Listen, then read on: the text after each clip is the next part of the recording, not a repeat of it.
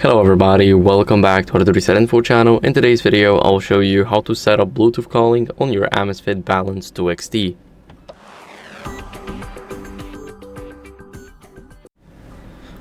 So first, what you guys want to do is go over to the settings and then Bluetooth. So I'm already on Bluetooth. Let's click here.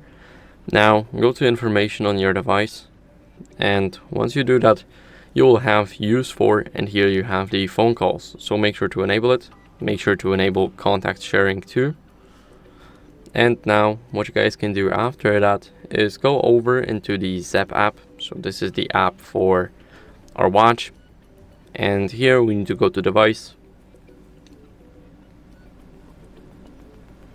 And now in the device application settings, we need to scroll down to phone. Here we need to make sure that we enable Bluetooth calls and make sure to have the access to contacts. And as you guys can see, that's it. You're all set up and your Bluetooth calling is working.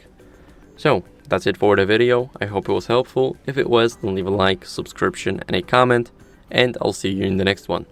Bye.